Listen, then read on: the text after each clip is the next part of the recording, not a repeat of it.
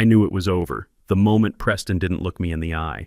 That polished MBA print sat across from me like I was a line item on his quarterly budget report. The conference room smelled like expensive cologne and fresh ambition.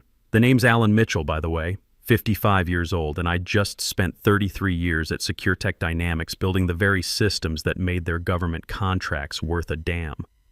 Preston had picked the glass-walled conference room on purpose. Maximum visibility for my execution. Half the engineering floor could watch if they bothered looking up from their screens. Through the glass, I could see Marcus from network security pretending to study his monitor while obviously watching our meeting. Janet from systems integration had stopped typing entirely. Even the summer interns were stealing glances. In the Rangers, we called this kind of thing a public demonstration. "Alan," Preston said, not bothering with pleasantries, "let's discuss optimizing our human capital resources." Human capital resources. I'd spent 33 years building encryption systems that kept our nation's communications secure.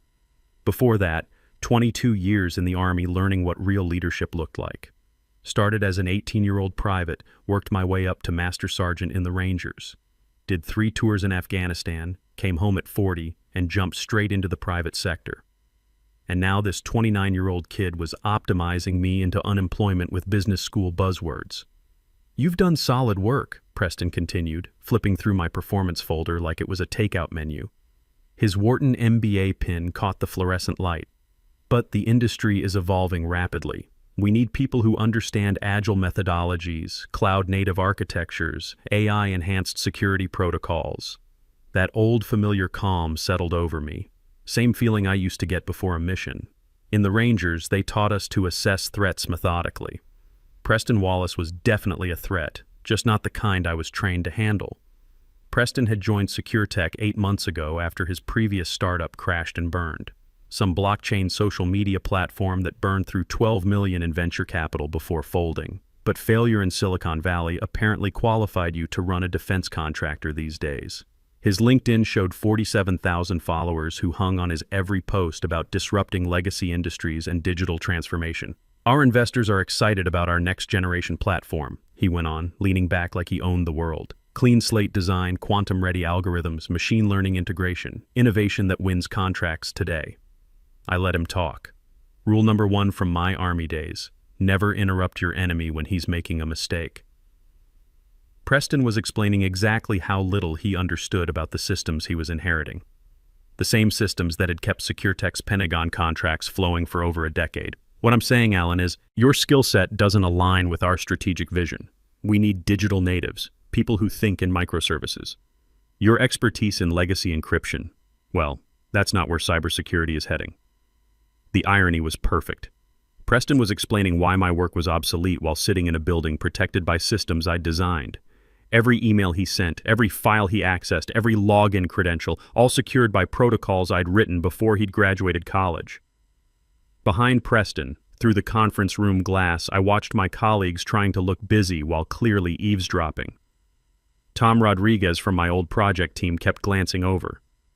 Sarah Martinez from compliance had her phone out, probably texting the news to other departments. The whole floor would know within 20 minutes.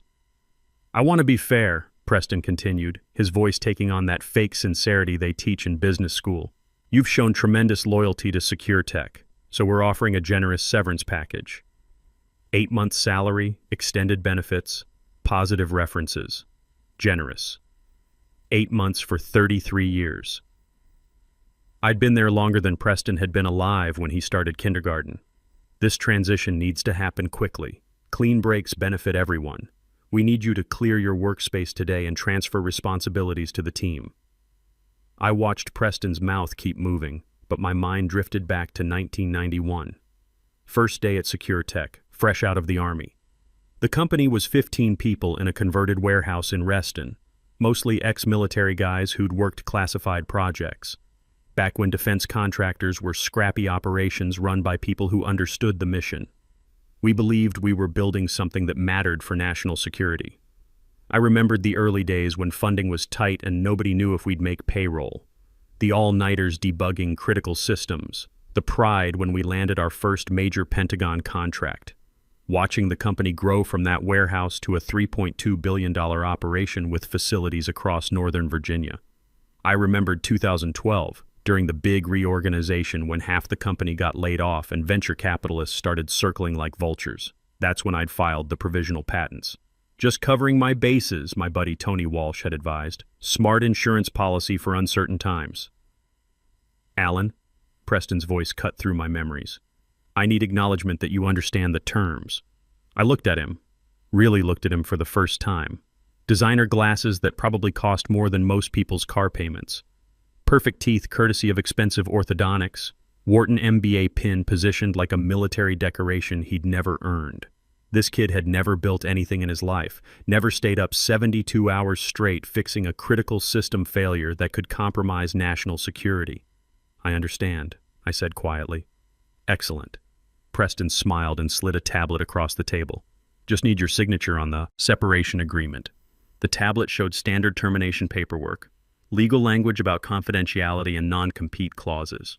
I skimmed through it, noting the usual corporate language about intellectual property assignment and company ownership of work products. Standard stuff that HR probably used for every termination. Except for one thing they'd missed, something buried in agreements from 12 years ago. Preston, I said, stylus hovering over the signature line. Quick question about IP ownership. This assigns all work products to Secure Tech, but what about innovations created before formal assignment agreements were finalized? He blinked. I'm sorry?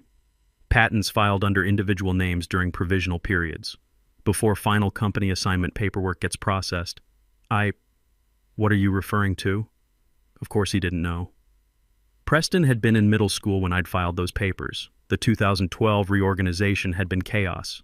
Layoffs, funding crises, legal departments scrambling to keep the company solvent. A lot of paperwork fell through the cracks. Nothing important, I said, signing the tablet. Just curious about legal edge cases. Preston relaxed. Right, well, our legal team handles technical documentation. Everything's properly filed. I handed the tablet back. I'm sure it is. Outstanding. Preston stood up, extending his hand.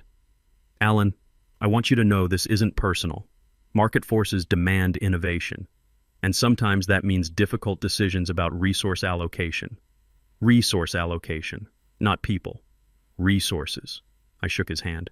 22 years of military bearing dies hard. No hard feelings, Preston. You're doing what you think is best for the company. Exactly. He seemed relieved I wasn't going to make a scene. I appreciate your professionalism. I stood up, tucked the termination folder under my arm, and walked toward the door. At the threshold, I turned back. Preston, can I give you one piece of advice? From one professional to another? He nodded, already reaching for his phone. In the military, we have a saying, don't call in artillery until you know where your ammo depot is located. He looked confused. I'm sorry, what does that mean? You'll figure it out, I said, and walked out. The engineering floor had gone quiet. Not obviously quiet. Keyboards were still clicking, phones still ringing, but that underlying hum of conversation had stopped. Everyone knew what had just happened in the fishbowl. Tom Rodriguez caught my eye and gave a slight nod. We'd worked together for 15 years, debugged more systems than I could count.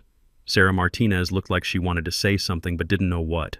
Marcus from network security just stared at his screen, probably wondering if he was next.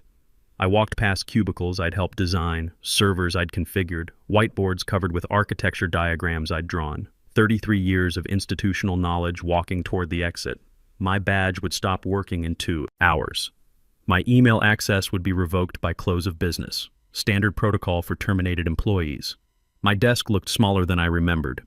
The usual debris of a long career. Technical manuals, family photos, army commendations in cheap frames. Alex's police academy graduation photo sat front and center. My son, 30 years old, everything I'd hoped he'd become when I came home from my last deployment. Behind it, a smaller frame with my old Ranger unit from Afghanistan. Those were good years. Clear mission, solid leadership, people who understood that experience counted for something. Next to Alex's photo was a picture I treasured. My granddaughters, Madison and Harper. 7 and 5 years old, full of energy and questions about everything. Alex had been raising them mostly on his own since his divorce 2 years ago. Good kid, that boy. Better father than I'd been at his age. I opened desk drawers methodically. Personal items in the box, company property stayed behind. In the bottom drawer, under a stack of system documentation, my fingers found something I'd forgotten was there. A business card. Faded, corners bent. Sarah Walsh, intellectual property attorney. Tony's sister. I'd kept it all these years without really thinking about why. Maybe I'd known this day would come. As I packed, Tom Rodriguez wandered over. "This is bullshit, Alan. You built half the systems that keep this place running." "Company's changing," I said, taping up the box. "Preston's got his vision. Preston's got his head up his ass. You know how many Pentagon officials still ask for you specifically when there's a technical briefing?" I did know. But Pentagon officials didn't make hiring decisions at SecureTech anymore. Venture capitalists and MBA consultants did. "Take care of yourself, Tom. Watch your back." He understood. Preston wouldn't stop with me. Anyone over 45 with legacy thinking would be on the chopping block eventually. I didn't go home right away. I went to Murphy's Diner down the street, got myself black coffee and a moment to think. You know Murphy's. Red vinyl booths, waitresses who've been there since the Clinton administration, coffee strong enough to wake the dead. I sat there and just breathed. Not raging, not planning anything dramatic, just thinking. SecureTech had been my whole adult life after the Army. I joined when we were still operating out of a converted warehouse in Reston, back when defense contractors were scrappy operations run by ex-military guys who understood the mission. The founders were Vietnam vets who'd worked on classified projects at NSA and wanted to build something meaningful in the private sector. I'd watched us grow from that warehouse to a $3.2 billion operation with facilities across Northern Virginia, seen us win our first major Pentagon contract, expand into CIA work, become a trusted name in government cybersecurity, and all of it, the infrastructure, the architecture, the core encryption protocols, had my fingerprints in the foundation. I didn't document everything the way some fresh college kid might.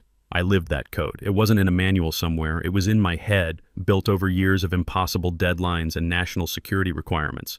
The kind of institutional knowledge that takes decades to accumulate and 5 minutes to walk out the door. The waitress, Helen, refilled my coffee without being asked. She'd been working Murphy's for 20 years, had watched dozens of defense contractors come and go from the office buildings nearby. "Rough day?" she asked. "Career change," I said. She nodded. Helen had seen plenty of those. Northern Virginia was full of middle-aged engineers getting right-sized out of companies they'd helped build. I paid Murphy in cash, walked 2 blocks in the wrong direction just to clear my head. Then I caught a cab home. The driver was a Pakistani immigrant, probably my age, working nights to support his family. We didn't talk much, but I gave him a good tip. Home smelled like old leather and Commander's dog food. My German Shepherd looked up from his bed, tail wagging but cautious. Dogs know when something fundamental has shifted in their world. Commander was 6 years old, had been with me since Sarah died.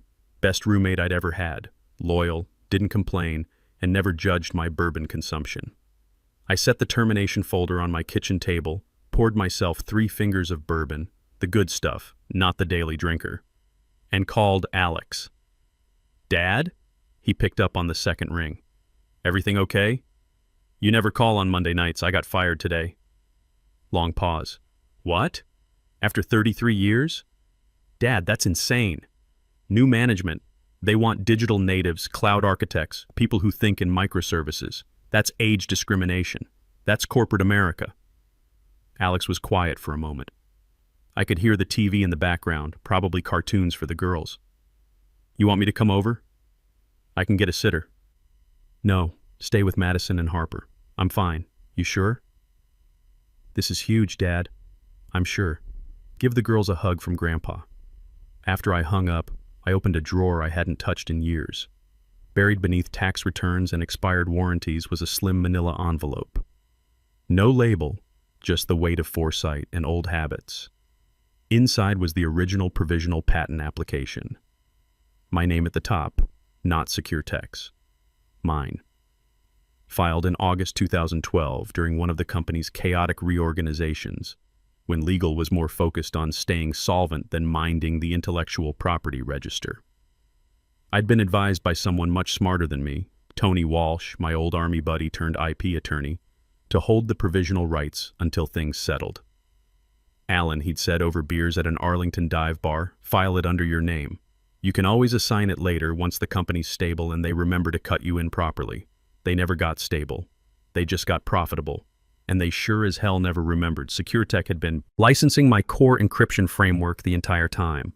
Lawyers had drafted agreements, temporary ones with expiration clauses and one very specific condition buried in the legal text like a landmine with a 12-year fuse. In the event of involuntary termination without cause, reversion of rights shall trigger automatically within 96 business hours of formal notice. Signed, stamped, filed with the USPTO, and nobody at SecureTech ever followed up because nobody thought I would ever leave. I was the foundation guy, the reliable old soldier, the one who kept the lights on while executives played musical chairs. Guess what, Preston? You just pulled the pin. The funny thing about working in defense for 33 years is you learn to think strategically. You don't react emotionally. You assess the situation, identify your assets, and execute with precision. Right now, sitting in my kitchen with Commander at my feet and bourbon warming my throat, I was doing exactly that. 96 business hours. That meant 12 working days from Monday's termination. 2.5 weeks for the automatic reversion to trigger. No action required on my part. The contract clause would activate itself like a time-delayed explosive. I did the math in my head. Termination was Monday at 4:15 p.m. 96 business hours would expire Friday of the third week. That gave SecureTech until then to figure out what they'd done. If they were smart, they'd discover the problem and try to renegotiate before the deadline. But Preston wasn't smart. He was confident, which in business is often worse than stupid. My phone buzzed every few minutes. Text messages from coworkers trying to figure out what happened. Sorry to hear the news, Alan. Please stay in touch. The kind of messages people send when they're scared they might be next. Tom Rodriguez sent a longer message. Heard what happened. This is total bullshit. Preston's cleaning house, targeting anyone over 40. Watch the news. He's probably announcing your replacement tomorrow. HR had sent an exit survey link, like I was going to rate my execution experience out of 5 stars. I didn't answer any of them. Let them wonder. They'd all stood there and watched it happen like a corporate funeral where nobody brings flowers. Not one person had spoken up when Preston handed me that folder. But here's what they didn't know, what Preston and his MBA brain trust couldn't possibly understand. I wasn't just another employee walking out the door. I was the architect walking away from a building he still owned the blueprints to, and those blueprints were about to become very, very expensive. The next 2 weeks crawled by like a training exercise. I kept to my routine. Morning coffee, walk Commander around the neighborhood, read the news, call Alex to check on the girls. Normal retired guy stuff, except I wasn't retired. I was unemployed at 55, which in tech years made me ancient. Alex came by the first weekend with Madison and Harper. The girls were full of questions about why Grandpa was home during the day now. Kids have a way of cutting straight to what matters. Are you sad, Grandpa? Madison asked, climbing onto my lap while we watched cartoons. No, sweetheart. Sometimes grown-ups change jobs. Will you get a new job? Maybe. We'll see. Harper, the 5-year-old philosopher, looked up from her coloring book. If they were mean to you, you should tell on them. Out of the mouths of babes. Alex and I talked on the back deck while the girls played with Commander in the yard. My son had gotten his mother's empathy gene, always checking on people, making sure everyone was okay. You seem pretty calm about all this, he said. I'm 55, not 25. I've got savings, no mortgage, decent health. I'll figure something out. Still, 33 years. That's got to hurt. It did hurt, but not the way Alex thought. What hurt was watching a company I'd helped build get handed over to someone who couldn't tell the difference between innovation and disruption. Preston thought he was modernizing SecureTech, but he was actually dismantling it piece by piece. Dad, can I ask you something? Alex was using his cop voice, the one that meant he was thinking like a detective. Shoot. You're not planning anything, are you? I looked at my son. Good instincts. Like what? I don't know. You just seem... I don't know how to describe it. Like you're waiting for something. Smart kid. I'm not planning anything illegal if that's what you're asking. That's not exactly a denial. It's the only answer you're getting. Alex laughed. Fair enough. Just remember, the girls need their grandpa around. Roger that. The second week, I started hearing rumors through Tom Rodriguez. Preston was making major changes. 3 more senior engineers had been right-sized out. The entire legacy systems team was being dissolved. New hires were coming in straight from coding boot camps, kids in their 20s who'd never worked on anything more complex than a mobile app. "The place is falling apart," Tom texted me. "Half the Pentagon liaison team is asking where you went." Preston told them you retired. Retired. Not fired. Retired. Like I'd chosen to walk away from 33 years of work. I also heard through the grapevine that SecureTech was preparing for a major demonstration. New contracts were at stake. Apparently the Pentagon was evaluating cybersecurity proposals for some classified communications upgrade. Big money. The kind of contract that could define the company's next decade. Preston was betting everything on his next-generation platform, the one built on systems I'd designed. On Thursday of the second week, Sarah Walsh called me. Tony's sister, the IP attorney whose business card I'd kept all these years. "Alan, I've been monitoring some patent activity that might interest you." "What kind of activity?" "SecureTech's legal team has been doing deep dives into their IP portfolio. Looks like they're preparing for something major. Due diligence for a big contract, maybe an acquisition." "Interesting. There's something else. They've been specifically researching provisional patent reversions. Very specific searches about automatic triggering clauses." My chest tightened. When did this start? 3 days ago. Someone over there is getting nervous about something. So they knew, or at least suspected. Preston's team wasn't as careless as I'd hoped. "Sarah, hypothetical question. If someone had a provisional patent with a reversion clause, and that clause was about to trigger, what would be the legal standing? Hypothetically? If the contract language is clear and the triggering conditions are met, reversion would be automatic and binding. The USPTO would recognize the change in ownership immediately. Even if the company object? Especially if the company objects. Contract law is contract law. If they signed it, they're bound by it." I thanked Sarah and hung up. So, SecureTech's legal team had figured out the problem. The question was whether they'd tell Preston in time and whether he'd be smart enough to do something about it. Friday of the second week came and went. The 96-hour deadline was now exactly 1 week away. I spent the weekend with Alex and the girls, teaching Madison how to throw a football and watching Harper practice her reading. Normal grandfather stuff. The kind of moments I'd missed too many of when Alex was growing up. Sunday night, Alex put the girls to bed in my guest room and we sat on the back deck with beers. Commander lay between us, content to have his pack together. "Dad, I need to ask you something, and I want a straight answer." "Okay. Are you in some kind of trouble? Financial, legal, anything like that?" "No trouble. Because if you need help, you know I'm here, right? The girls and I, we're family. We take care of each other." I looked at my son, 30 years old and raising 2 daughters mostly on his own after his divorce. Working as a patrol officer, pulling overtime whenever he could get it. Good man, but not exactly flush with resources. "I appreciate that, Alex. More than you know. But I'm going to be fine. Promise?" "Promise." Monday morning arrived like the calm before a storm. I knew something was up when Tom Rodriguez called at 7 a.m. Tuesday. "Alan, you need to know what's happening here. Preston's in full panic mode. Legal's been working all weekend and there's some kind of emergency board meeting scheduled for this afternoon." Interesting. And get this, they've postponed the Pentagon demonstration. It was supposed to be Thursday, but now they're saying next week sometime. Technical difficulties, they're calling it. Technical difficulties. That was one way to put it. Any idea what spooked them? No, but I heard Preston screaming at someone from legal yesterday. Something about provisional patents and contract clauses. Mean anything to you? Maybe.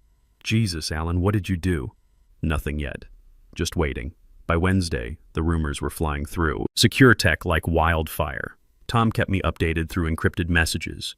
Preston had brought in outside counsel, expensive lawyers from D.C. who specialized in intellectual property disputes. The entire executive team was in lockdown mode. Nobody was talking to the press, and employees were being told to keep quiet about internal company matters. "They know," Tom texted. "Whatever you're sitting on, they've figured it out." Thursday afternoon, my doorbell rang. I wasn't expecting anyone. Through the peephole, I saw a woman in an expensive suit carrying a briefcase. Corporate lawyer, no doubt about it. I opened the door. "Help you? Mr. Mitchell? My name is Catherine Reynolds. I represent SecureTech Dynamics. I'd like to discuss a business matter with you. I'm retired. May I come in?" This concerns intellectual property that may be of significant value to both parties. I let her in. Commander growled softly from his bed, reading the tension in the room. Catherine Reynolds had the polished look of someone who billed $800 an hour. She sat on my couch like she was conducting a negotiation, which I suppose she was. Mr. Mitchell, I'll be direct. Our legal team has identified certain patent filings that may complicate SecureTech's current operations. That sounds like a problem for SecureTech. It's a problem that could be solved to everyone's benefit. We're prepared to offer you a consulting position with the company, significant compensation, full benefits, equity participation. Sounds generous. What would I be consulting on? Intellectual property integration, specifically helping SecureTech maintain continuity with certain legacy systems. Legacy systems. There was that phrase again. When would this position start? Immediately. Today, if you're interested. I leaned back in my chair. Catherine, can I ask you something? Sure. Does Preston know you're here? Her hesitation told me everything. Mr. Wallace is aware that we're exploring all available options. That's not what I asked. She sighed. No, Mr. Wallace doesn't know I'm here. The board sent me. So the board had figured out what Preston had done and was trying to clean up his mess without telling him. That was interesting. I appreciate the offer, but I'm going to pass. Mr. Mitchell, I don't think you understand the situation. This could be worth millions to you. I understand perfectly. You want to hire me back so I can sign over patent rights that will revert to me automatically in 2 days anyway. Catherine's poker face cracked. You know about the reversion clause. I wrote the reversion clause. She was quiet for a long moment, probably calculating how much this conversation was going to cost SecureTech. What do you want? She asked finally. Justice. I'm a lawyer, Mr. Mitchell. Justice isn't a currency I deal in.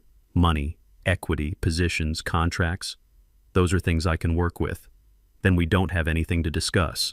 She stood up, snapped her briefcase shut. This doesn't have to be adversarial. There are ways to resolve this that benefit everyone. There are. But Preston burned that bridge when he decided I was obsolete. After she left, I called Sarah Walsh. Sarah, hypothetically, if someone wanted to license patent rights back to a company after reversion, what would fair market value look like? For something essential to a $3.2 billion company's core business? $35 million upfront, plus 12% ongoing royalties would be conservative. And if they refused, then they'd be in violation of federal patent law, injunctions, seizure of assets, criminal penalties for willful infringement. The works. Friday arrived like Judgment Day. At 5 p.m. sharp, the 96-hour window closed. Patent ownership of the core encryption algorithms that powered SecureTech's government contracts officially reverted to me. I didn't celebrate. Just sat on my back deck with Commander and waited for the phone to ring. It took until Monday morning. Mr. Mitchell, this is David Torres, CTO at SecureTech. I think we need to talk. David was one of the good ones. Technical background, understood the systems, treated people with respect. I'd always liked him. What can I do for you, David? I think you know.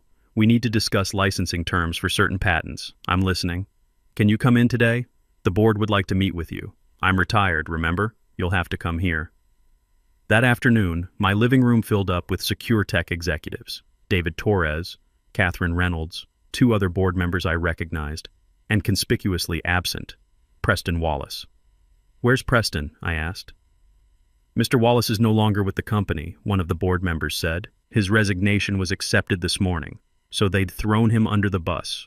Couldn't say I was surprised. Gentleman, lady, I said, let's talk business. The negotiation took 3 hours. They started with threats about legal challenges to the patent reversion. I reminded them that contract law was contract law. They moved to lowball offers. I reminded them that I could simply refuse to license and watch their Pentagon contracts disappear. Finally, we got to serious numbers. $35 million upfront, I said. 12% ongoing royalties. And some conditions. What conditions? David asked. I want the CEO position. Silence. Mr. Mitchell, one of the board members said carefully, you've been out of the company for 3 weeks. I built the systems that make this company valuable. Preston nearly destroyed them in 3 weeks. I can fix them in 3 months. And if we refuse, then you can explain to the Pentagon why your core encryption platform violates federal patent law. More silence. There's one more condition, I said, which is, I want Alex Mitchell hired as head of security operations. My son's a good man, understands technology, has law enforcement experience.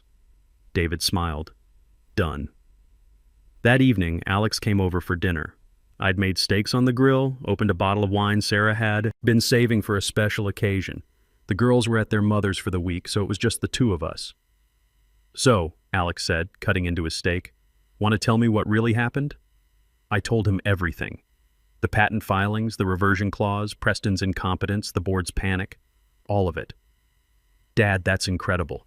You actually beat them. We beat them. You're my new head of security operations. Alex nearly choked on his wine. What?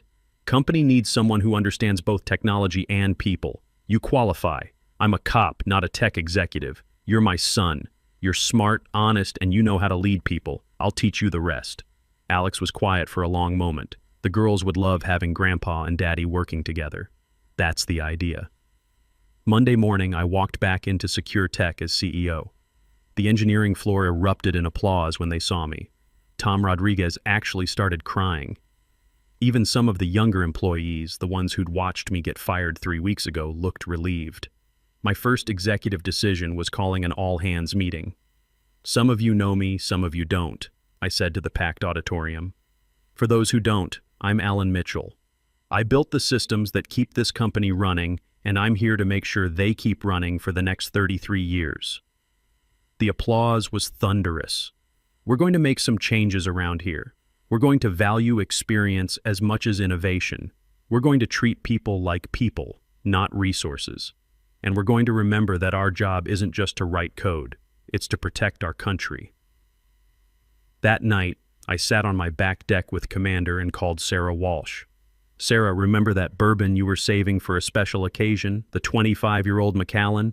Tonight's the night. Some people call it revenge. I call it justice, because when you've spent 33 years building something, you don't just walk away quietly. You make sure everyone remembers who really built it. But more importantly, you make sure it gets built right the next time.